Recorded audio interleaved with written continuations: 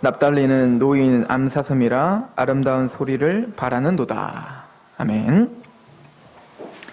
우리가 그 12아들들의 특성을 배우면서 어떻게 보면 신앙의 어떤 성향이나 또 책망도 있고 또 거기에는 칭찬도 있는 꼭 요한계시록에 7교회가 있는 것처럼 그렇게 우리의 신앙을 한번 비추어서 우리가 만약에 그 신앙에 비추어 그렇게 잘못된 길을 걸어가고 있다면 회개하고 돌이키는 어떤 모형과 거울로, 또 때로는 하나님이 칭찬하는 또 예언과 축복이 있다면 우리의 신앙이 그거에 부합할 수 있게 우리를 채찍질하며 또 회개하는, 또 하나님의 그 인도하심에 갈망함이 있게 하는 그런 도구로 우리는 12지파, 12아들들에 대해서 우리 하나하나씩 공부하고 있는 중입니다.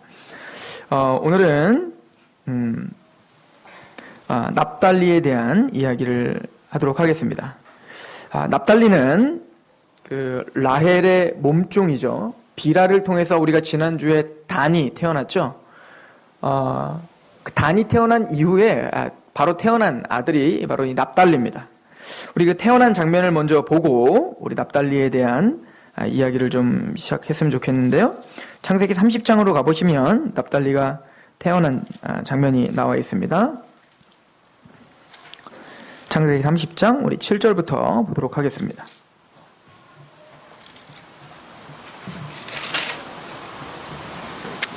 라헬의 시녀 빌하가 다시 임신하여 둘째 아들을 야곱에게 낳음에 라헬이 이르되 내가 언니와 크게 경쟁하여 이겼다 하고 그의 이름을 납달리라 하였더라.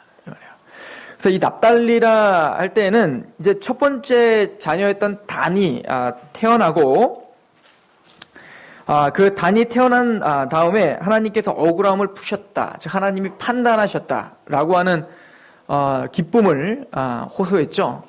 근데 이제 둘째까지 난 거예요. 이 라헬이 이제 그 빌하를 통해서 야곱에게 이제 잠자리를 갖게 해서 둘째를 낳게 했는데, 그래서 이제는 이 라헬에게는 내가 드디어 형을 이겼다, 그죠? 그 레아를 내가 드디어 경쟁해서 이겼다, 이런 이름으로 납달리라 줬다는 것입니다. 그래서 이 납달리라고 하는 뜻은 바로 경쟁함, 씨름함, 이런 뜻이 바로 납달리라는 뜻이에요. 그러니까 우리가 지난주에 상고해봤듯이 어떤 인간의 욕심과 욕망을 채우기 위해서 우리는 하나님을 의지하기보다 자신의 방법과 자신의 계략을 더 의지하는 라헬을 받고, 그것이 사실은 겉으로는 승리인 것처럼 보였지만 단의 인생을 통해서 우리에게 가르쳐주는 바는 그것은 참된 승리가 아니었음을 설명해주고 있었죠. 그래서 우리가 반복적으로 설명하고 있는 것은 하나님이 죄라고 하는 것이 무엇인지를 이미 우리에게 정의해 줬어요. 하나님이 이스라엘 백성들을 이제는 바벨론으로 나중에 또 끌고 가시지 않습니까? 그럴 때 이스라엘 백성들에게 알려줍니다. 내가 너희를 왜 징계할 수밖에 없는지, 내가 너희를 왜 바벨론으로 끌려갈 수밖에 없는지, 그 이야기를 하는데 그 죄목이 무엇인지를 우리가 좀 찾아봤으면 좋겠는데요. 에레미야서 2장을 한번 보세요. 에레미야서 2장에 11절부터 한번 보세요. 에레미야서 2장 11절.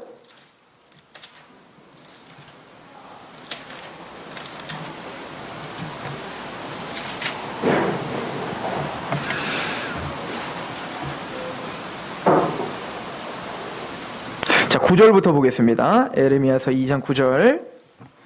그러므로 내가 다시 싸우고 너희 자손들과도 싸우리라. 여호와의 말씀이니라. 하나님이 구원시켜 놓은 하나님의 백성과 싸우시겠다는 거예요.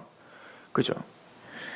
그 이유가 뭘까요? 너희는 기띔 선들에 건너가 보며 게달에게도 사람을 보내 이 같은 일이 있었는지를 자세히 살펴보라. 어느 나라가 그들의 신들을 신 아닌 것과 바꾼 일이 있느냐? 그러나 나의 백성은 그의 영광을 무익한 것으로 바꾸었도다. 그러니까 지금 하나님이 이스라엘과 싸우려고 하는 이유가 뭐냐면 하나님의 백성들이 하나님의 영광을 무익한 것들과 바꿨다는 거예요. 우상 숭배를 했다는 거죠. 어느 나라가 그들의 신들을 신 아닌 것과 바꾼 일이 있느냐? 그런데 하나님을 섬긴다고 하는 그 이스라엘 백성들이 신 아닌 다른 것들, 무익한 것들과 하나님의 영광을 바꿨다는 겁니다. 그리고 그 바꿨다는 내용이 뭘까? 뭐가 우상숭배라는 걸까? 12절 너 하늘아 이 일로 말미암아 놀랄지어다 심히 떨지어다 두려워할지어다 여호와의 말씀이니라. 이 심각한 문제다 이거죠. 자 13절 그러면 무엇이 그렇게 심각한 문제입니까? 같이 한번 읽어봅시다. 13절 시작. 내 백성이 두 가지 악을 행하였나니 곧 그들이 생수의 근원되는 나를 버린 것과 스스로 웅덩이를 판 것인데 그것은 그 물을 가두지 못할 터진 웅덩이들이라. 그러니까 이스라엘의 잘못은 뭐였냐면 겉으로는 하나님을 믿는다고 하고 그의 삶의 전반적인 모든 태도는 하나님이 아닌 스스로 판 웅덩이를 의지하고 있었다는 거죠. 하나님을 의지하고 하나님을 의지한다면 하나님의 말씀에 순복하는 것으로 나타나야 되는데 이스라엘 백성들은 겉으로는 하나님을 섬기는 척하지만 어떻게 했다는 거예요? 그들의 생수의 근원되는 하나님을 버렸다는 거예요. 아마 예레미야가 이렇게 선포했을 때 그 이스라엘 백성들이 이걸 거부했을 겁니다. 우리 하나님 버린 적 없다고. 우리는 여전히 예루살렘에서 성전에서 예배를 드렸고 또 우리 하나님의 율법을 나는 지켜 행하려고 했다고. 이렇게 분명히 이야기했을 것입니다. 그러나 하나님의 진단은 달라요. 아니다. 너희가 겉으로는 나를 의지하는 척했지만 너희는 나를 의지하지 않았고 나를 버렸다라고 이야기를 합니다. 내가 언제 버렸습니까? 하나님이 대답하시는 겁니다. 스스로 웅덩이를 판 것인데 그것은 그 물을 가두지 못할 터진 웅덩이. 그러니까 스스로 먹을 그 웅덩이. 내가 물을 마셔야 되는데 그게 하나님이 샘이거든요. 그래서 우리는 우리의 것을 준비하지 않고 하나님에게서 하나님에게 끊임없이 솟아나는 샘물을 퍼마시면 되는데 이 이스라엘 백성들은 뭘 했다는 거예요? 그거를 버리고 그걸 등한히 여기고 내가 판 우물로다가 내가 생수를 얻으려고 했다는 거죠. 이스라엘 백성들이 어떤 상황이었기 때문에 그랬을까요? 그 당시에는 이 이스라엘 백성 하나님이 계속 말합니다. 너희는 다른 민족을 의지하지 말라라고 해요. 그런데 이 이스라엘의 왕들은 또 유다의 왕은 하나님을 의지하는 게 아니라 선지자의 말, 그 말씀을 의지하는 게 아니라 누구를 의지하냐면 이집트를 의지하는 겁니다. 또 아수르를 의지하는 겁니다. 바벨론을 의지하는 겁니다. 그 세상의 열강들을 의지하는 거예요. 하나님의 말씀을 의지하는 것보다 하나님의 말씀을 기다리는 게 너무너무 내 마음에 불안한 겁니다. 예를 들어 사울이 전쟁이 일어나 아말렉과 전투를 벌이고 있는데 하나님은 분명히 제사를 드리고 이제 전투를 해야 됩니다. 그러니까 기다려야 됐어요. 그런데 올 시간이 지났어. 그러니까 사울도 사실 할 말이 있죠. 지금 사무엘이 빨리 와서 제사를 드려줬으면 이런 문제가 안 나는데 지금 원래 정해졌던 그 시간보다 훨씬 늦게 오는 사무엘이 이제는 안 오니까 지금 당장 아말렉은 계속 쳐들어오고 있고 그러니까 마음이 어떻게 해요? 조급하여 이제는 하나님을 기다리고 하나님을 의지하기보단 내가 그냥 빨리 제사를 드리고 빨리 내가 전투를 하는 게 낫겠다라고 하고 승리했나요? 졌나요? 중요한 건 또 승리를 하더라는 겁니다. 그러니까 하나님은 기다리라고 했지만 사울은 자신의 생각대로 어떻게 한 겁니까? 제사를 자기가 드려버리고 전투를 하여 승리까지 해낸 거예요. 나중에 사무엘이 잘했다라고 말하자면 그것 때문에 뭡니까? 사울이 버림받는 아주 중요한 단서가 돼버립니다.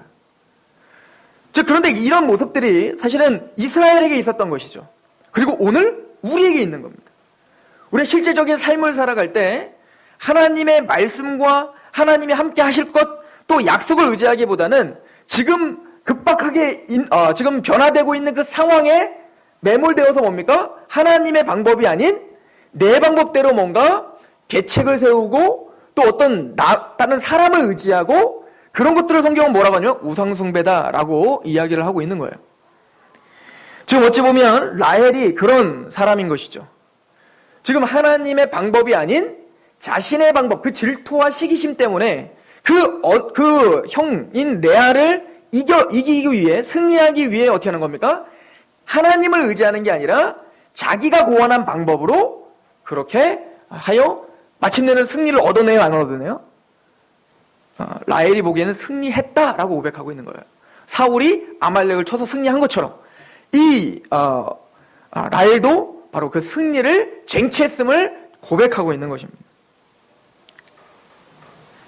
그러나 그 열매가 어찌됐든 그 열매를 선한 열매를 내게 하신 것은 하나님이지 그의 방법이 잘 되어서 그런 열매를 맺은 것은 아닌 거예요.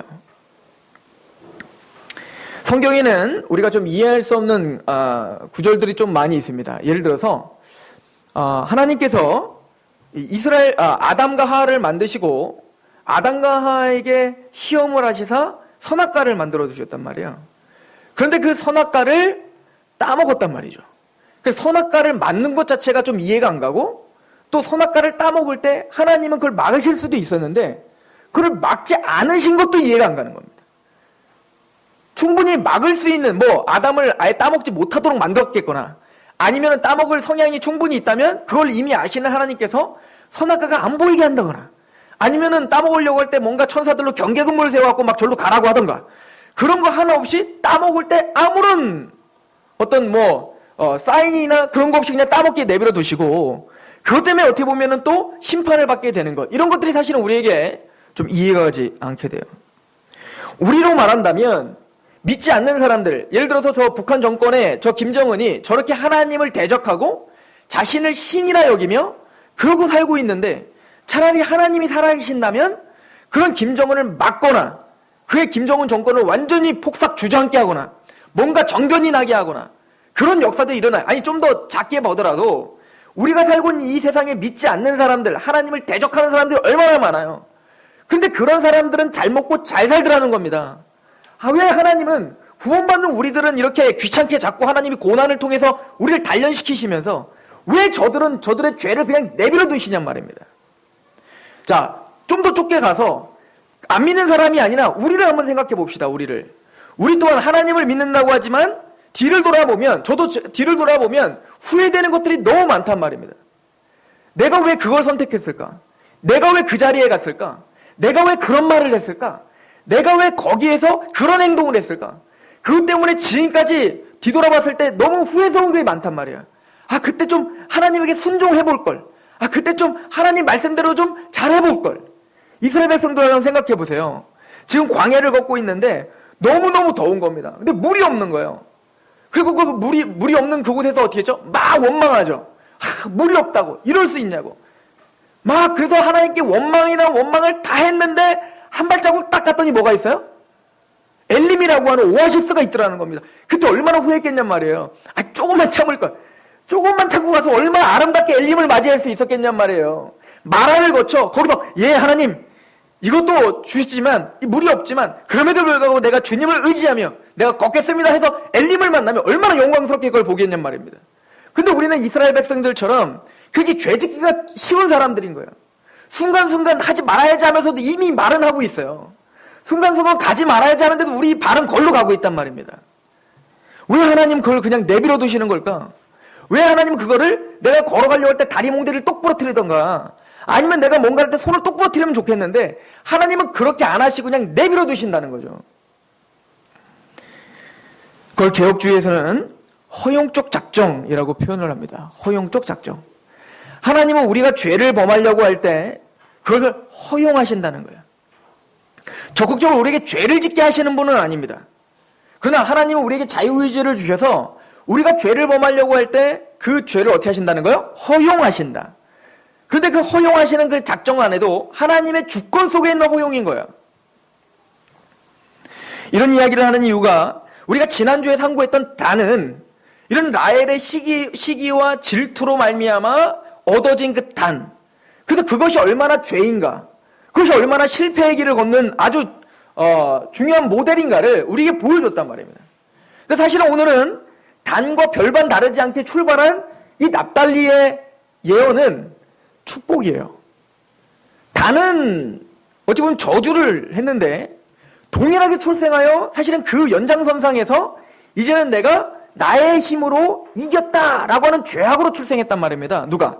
납달리가. 그런데 오늘 이 납달리의 그 축복은 말 그대로 정말 축복이었어요. 오늘 그 납달리에 대한 이야기를 한번 볼까요? 창세기 49장 오늘 본문입니다. 한번 가보세요.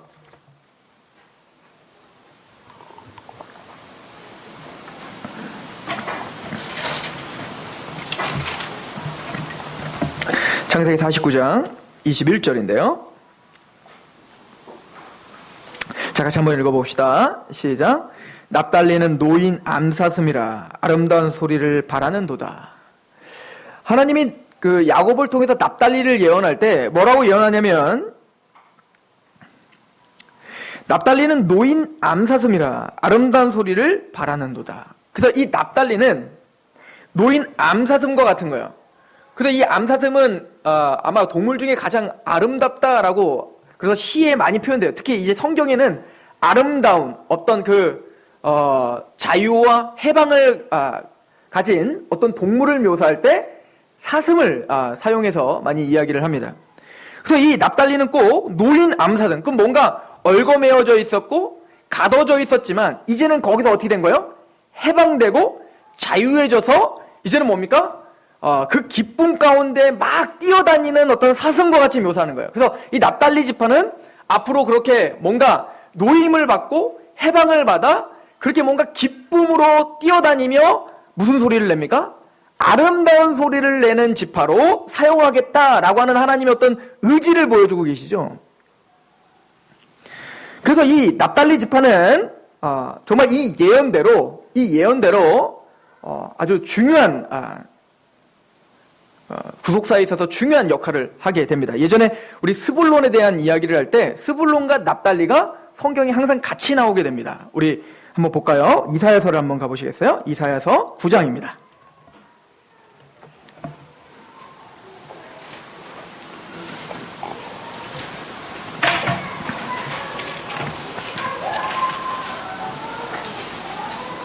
이사야서 9장 1절인데요. 같이 한번 읽어봅시다. 이사야서 9장 1절 시작. 전에 고통받던 자들에게는 흑암이 없으리로다. 옛적에는 여호와께서 스불론 땅과 납달리 땅이 멸시를 당하게 하셨더니 후에는 해변길과 요단 저쪽 이방의 갈릴리를 영화롭게 하셨느니라. 그래서 이 스불론 땅과 납달리 땅은 갈릴리 지역을 가리킵니다. 그래서 이 납달리, 특히 이 납달리 지역은 바로 예수님께서 공생의 사역에 가장 많은 사역을 하셨던 곳이 바로 이 납달리 지역인 거예요. 오병이어 기적을 일으켰고 병든 자들을 일으켜 세웠고 산상수훈을 하셨고 그럼 복음이 선포되고 또 그런 하나님의 나라가 이 땅에 임했다라고 하는 그 표적과 기사를 가장 많이 보여준 곳이 바로 이 납달리 지역이 됩니다.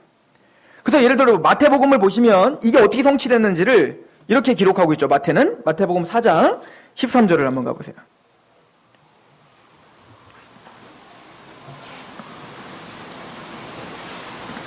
마태복음 4장 13절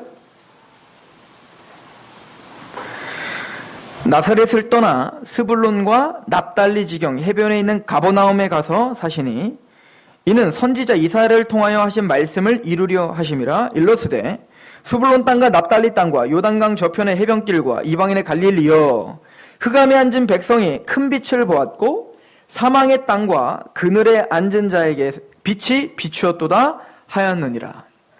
그래서 우리가 스불론에 대해서 배울 때도 기억나시죠? 스불론은 빛을 받고 빛을 비추는 사람이다. 근데 이 똑같은 이야기를 다른 형식으로 설명하고 있는 거예요. 거기서는 빛을 받고 빛을 비추는 자로, 여기서는 뭔가 음성으로 이제는 기억하게 하는 거예요. 뭔가 해방감과 자유를 맛본 그 납달리, 그 사슴 같은 암사슴이 이제는 뛰어다니며 그 아름다운 소식을 전하고 있는 모습을 우리에게 보여주고 있죠. 그래서 이 암사슴은 성경에 아까도 잠깐 이야기했지만 암사슴은 어떤 그 자유와 해방과 그리고 어떤 목적을 향해서 뛰어가는 모습을 가리킬 때 사용하는 단어들입니다. 시편 18편 33절을 제가 한번 읽어드려 볼게요. 나의 발을 암사슴 발 같게 하시며 나를 나의 높은 곳에 세우시며. 그러니까 시편의 고백은 나의 발을 암사슴 같게 하시며 나를 나의 높은 곳에 세우사. 그러니까 암사슴 발같이 뭔가 가볍게 짐을 지지 않는, 이 사슴에게는 짐을 지우지 않고 뭔가 그 낙이나 이런 것처럼 짐을 지을 수 있는 그 동물이 아니에요. 훈련도 잘 되지도 않을 뿐더러, 그리고 겁이 많아서 무슨 일 있으면 자꾸 도망을 가니까 거기다 짐을 지었다가 훈련도 안 된 그 사슴한테 짐을 줘버리면 어떻게 될까요? 도망가 버리고 이제 그 물건이 없어져 버리니까 짐을 지을 수 없는 동물 중에 하나가 뭐냐, 바로 이 암사슴이에요. 그러니까 뭔가 짐을 지우지 않고 해방되어 기쁘게 뛰어노는 모습에 이 사슴을 가리킵니다. 그리고는 뭐라고 하냐면 나의 높은 곳으로 세우시며, 이 암사슴이 막 뛰면서 어디를 향해서 지금 다른 박질하는 거예요? 하나님이 계획하신 어떤 높은 곳을 향해서 손살같이 달려가는 모습을 보여주고 있단 말입니다. 우리 하박국도 한번 보세요. 하박국 3장 한번 가보십시오.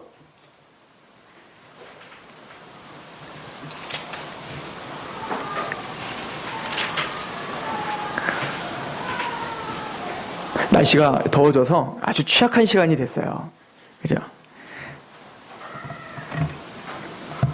하박국 3장 우리 19절, 자 우리 같이 한번 읽어볼까요? 하박국 3장 19절 시작. 주 여호와는 나의 힘이라. 나의 발을 사슴과 같게 하사 나를 나의 높은 곳으로 다니게 하시리로다. 이 노래는 지휘하는 사람을 위하여 내 수금에 맞춘 것이니라. 주 여호와는 나의 힘이라. 그러니까 하나님의 은혜로, 하나님의 힘으로 나의 발을 사슴과 같게 하십니다. 그래서 뭔가 해방되고 기쁨으로 막 뛰어가는, 그죠? 근데 뛰어가는데 향방 없이 뛰어가는 게 아니라 어디를 향해 뛰어갑니까? 나를 나의 높은 곳으로 다니게 하시는 분. 그래서 하나님이 우리에게 정해놓으신 그 목적과 그 하나님이 정해놓으신 그 높은 곳으로 뭡니까? 힘있게 자유롭게 해방감을 가지고 뛰어가는 모습을 가지고 있어요. 이 납달리는 그래서 아주 우리에게 중요한 좋은 모델이 되고 있는데요. 즉 우리는 예수님을 믿음으로 자유합니다. 그죠? 그러므로 그리스도 안에 있는 자는 결코 정죄함이 없습니다. 그래서 자유합니다.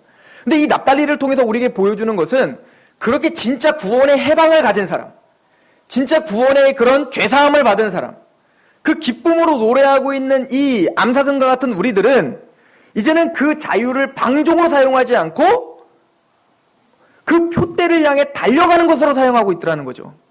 이게 어찌 보면 우리가 걸어가야 될 길인 거예요. 자, 우리 신약적인 가치관으로 우리 고린도전서 우리 6장을 한번 가보세요. 고린도전서 6장.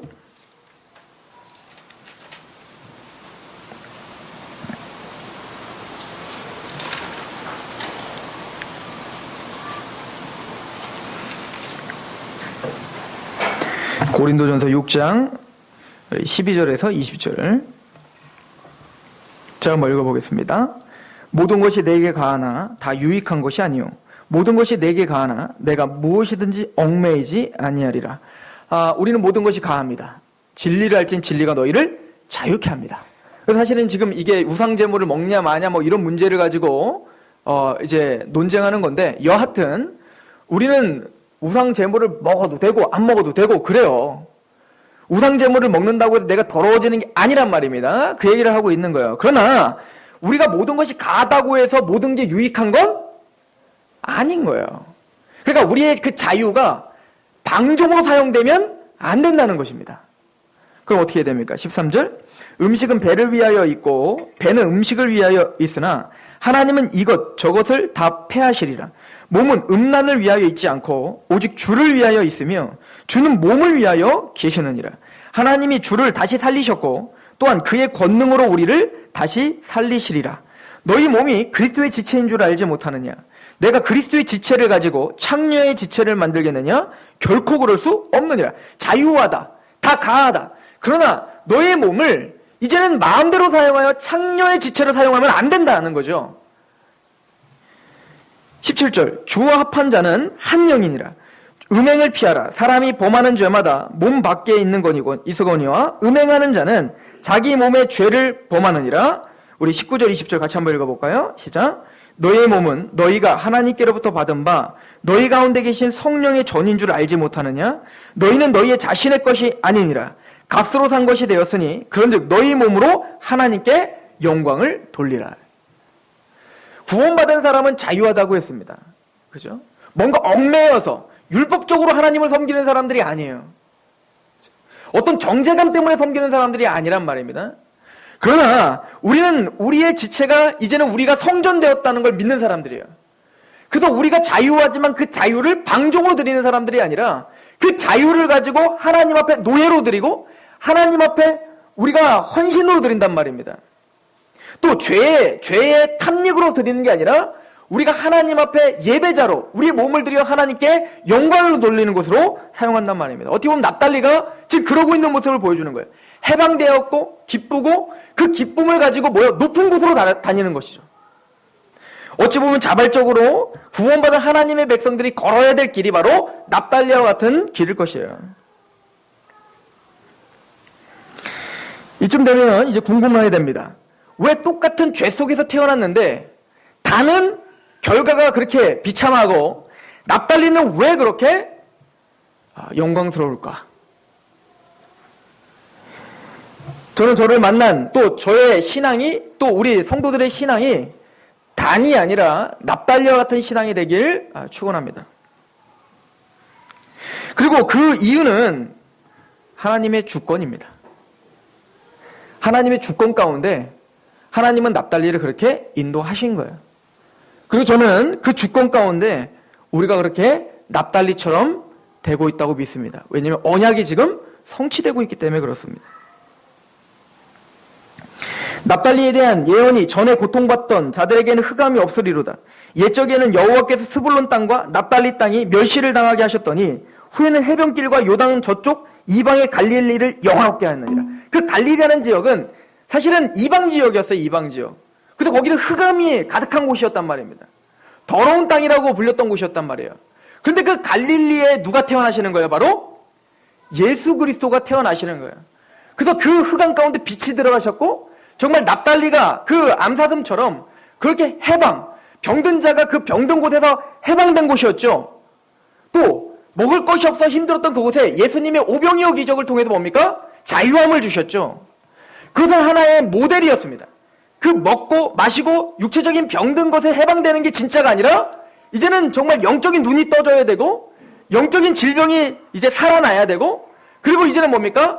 그 영적인 양식으로 자유함을 만나야 되는 것이 주님이 가르쳐준 복음이었단 말입니다. 그래서 우리는 다 납달리가 되어서 흑암 가운데 있던 우리에게 그 예수 그리스도의 복음으로 자유함을 느끼고 기쁘고 거기에 감격하는 사람들이 되어야 됩니다. 그리고 납달리가 뛰어다니는 곳마다 아름다운 소리가 났다라고 표현하죠. 우리 신명기 우리 33장도 한번 보세요. 모세가 납달리를 축복한 장면입니다. 신명기 33장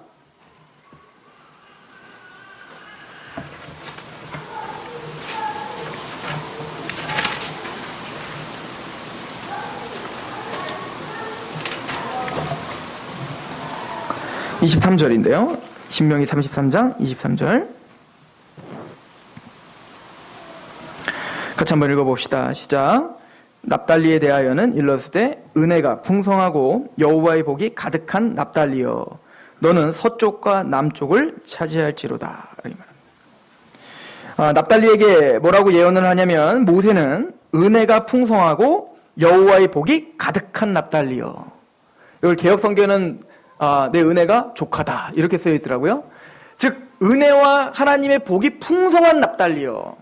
거기서 뭐에 성취된 거예요? 예수 그리스도가 갈릴리에 임하셨기 때문에 그렇죠. 게다가 또 이 납달리 땅은 굉장히 풍족한 땅이기도 합니다. 그래서 갈릴리 쪽은 물이 많아서 굉장히 풍족한 땅이에요. 그런데 갈릴리를 중심으로 해서 밑으로 내려가면 내려갈수록 척박한 땅이 이어지고 있습니다. 그래서 실질적으로도 납달리가 딱 정착한 그 땅들은 풍족하고 실제적인 윤택한 땅이었습니다. 그렇죠. 그러나 성경에서 복은 바로 하나님을 아는 복과 또 이 구원의 기쁨을 누리는 복이잖아요. 그래서 이 납달리는 바로 하나님의 성도들이 예수 그리스도를 아는 빛과 하나님의 복음 때문에 감격하고 있는 그 상태를 가리켜 말하는 거예요. 그뿐만 아니라 뭐라고 이야기를 합니까? 여기 보면 서쪽과 남쪽을 차지할지로다. 끊임없이 서쪽과 남쪽에서 확장해 나가는 거예요. 실질적으로 납달리는 그래서 계속 땅을 확장하는 복을 얻죠. 자, 이 두 가지 예언을 같이 한번 묶어서 생각해 보세요. 야곱이 예언한 것은 납달리가 어떤 그 감격에 의해서 기쁨으로 뛰어다니면서 아름다운 소리를 냅니다. 그리고 아름다운 소리를 내면서 모세의 축복에는 뭡니까? 그 땅을 정복해 가는 거예요. 이걸 영적으로 우리가 어떻게 생각하면 좋겠습니까? 우리 로마서 10장을 통해서 오늘 마무리를 줬으면 좋겠는데요. 로마서 10장 한번 가보세요.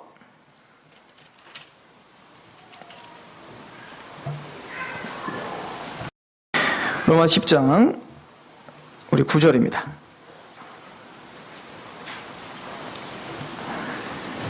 내가 만일 내 입으로 예수를 주로 시인하면 또 하나님께서 그를 죽은 자 가운데서 살리신 것을 내가 마음에 믿으면 구원을 받으리라.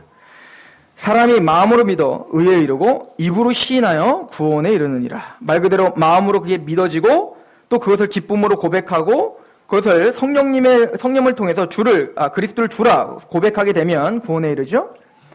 성경에 이르되 누구든지 그를 믿는 자는 부끄러움을 당하지 아니하리라 하니 유대인이나 헬라인이나 차별이 없음이라. 한 분이신 주께서 모든 사람의 주가 되사 그를 부르는 모든 사람에게 부요하시도다.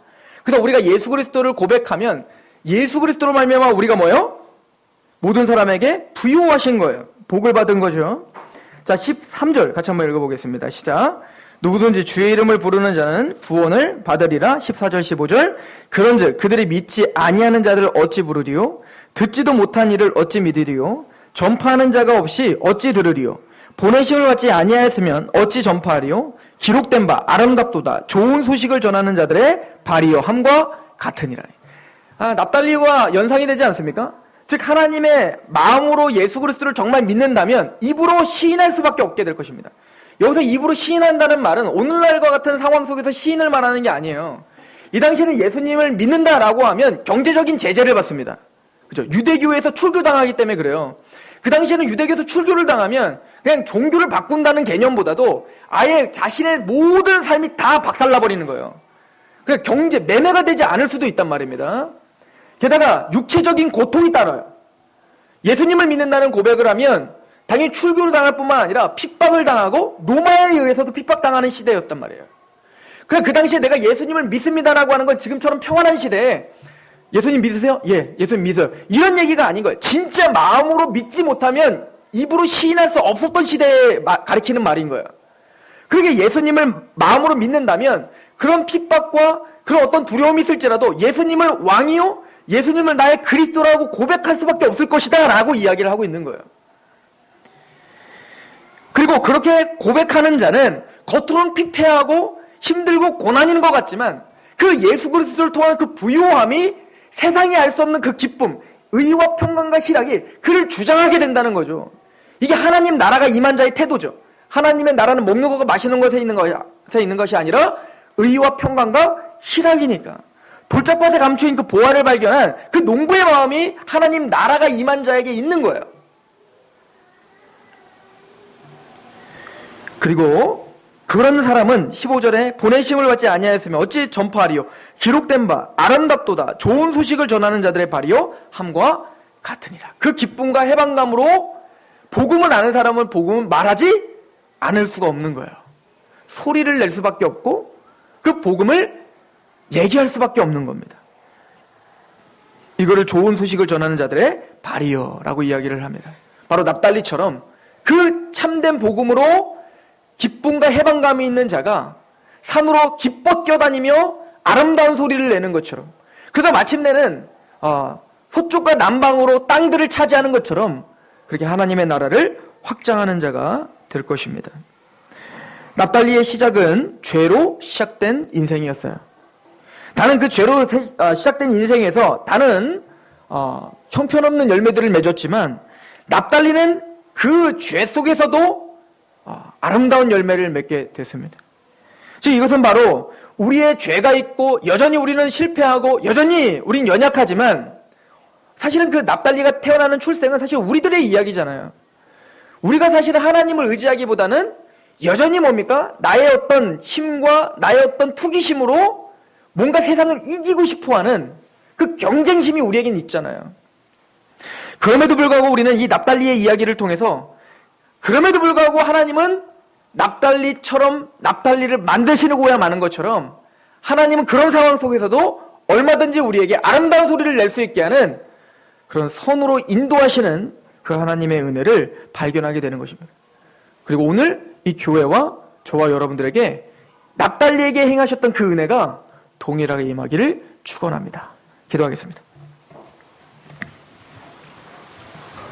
하나님, 이 교회가 단순히 우리끼리 행복한 교회가 아니라 이 교회가 가는 곳마다 또 성도들이 가는 곳마다 그 해방된 기쁨의 아름다운 소리가 바라는 교회와 성도가 되게 하여 주옵소서. 모든 사람들이 모여 만나 이야기하며 단순히 이 세상 것으로 즐거워하는 것이 아니라 높은 곳을 향해서 뛰어가며 그 높은 곳을 다니는 암사슴처럼 그렇게 하나님의 것과 하나님의 놀라운 소망과 하나님이 우리에게 연약하신 그 약속을 바라보는 소망이 우리의 인생을 인도하는 그런 납달리와 같이 되게 하여 주옵소서.